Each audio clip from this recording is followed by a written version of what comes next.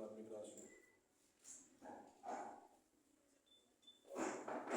Je voudrais échanger avec vous sur l'organisation pratique de ce colloque.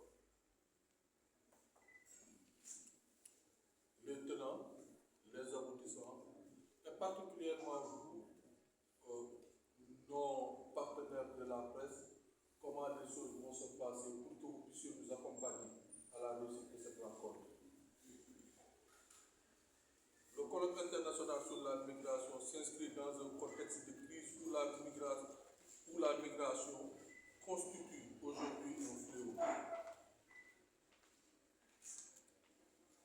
Les enjeux majeurs sur la politique migratoire, économique et sociale, l'organisation de cet événement est une initiative originale, car c'est pour la première fois que les autorités sont interpellées au premier plan pour rencontrer directement l'ensemble des acteurs de la migration, à savoir le gouvernement, les institutions, puis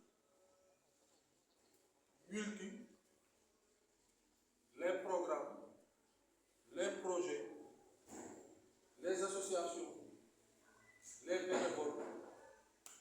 À ce colloque, nous avons convoqué presque tous. Certes,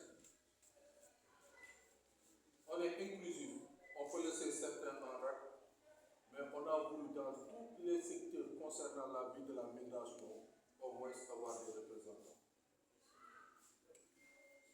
Nous voulons, pour une première, un dialogue ouvert, un dialogue inclusif, un dialogue sans tabou,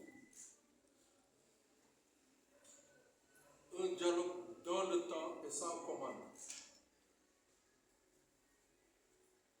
C'est vrai qu'il y a beaucoup de rencontres. Quelqu'un m'a apostrophé tout dernièrement au cours d'une émission radio pour nous dire que bon, on est tout le temps entre séminaires, ateliers et réunions. Certes, c'est la réalité. Mais ces séminaires, ces ateliers, ces réunions ont leur importance en fonction de la gestion de la crise migratoire. Le colloque de Dakar n'est pas une rencontre de plus. C'est une rencontre qui rentre dans un processus déjà entamé. Nous avons été à Bruxelles, nous avons été à Addis Abeba, nous avons été à Paris, nous avons été à Las Palmas. Vous le verrez dans le document de référence.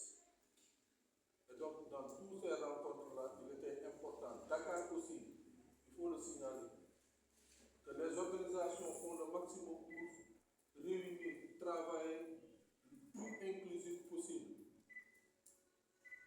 Dans ce colloque, nous sommes allés voir l'Organisation mondiale de la migration, OIM, l'autorité interministérielle de lutte contre la migration irrégulière, de CENI.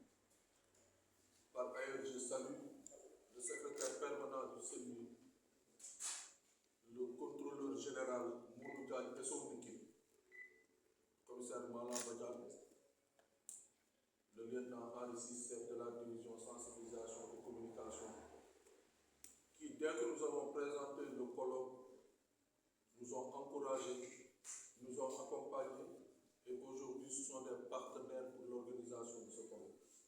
Nous ne pourrions pas faire un colloque de cette envergure si l'autorité, la porte de rentrée de la migration dans ce pays n'avait pas donné son aval et ne nous accompagne pas. Il est très important pour nous. Ça fait presque plus d'une dizaine d'années. Nous avons toujours demandé que l'autorité suprême, que la primature, essaye de s'asseoir avec les acteurs afin qu'on puisse dialoguer sur la question, parce que la question demeure. C'est une crise. C'est une crise qui sera très difficile à endiguer. Mais par contre, on peut trouver des alternatives. Des alternatives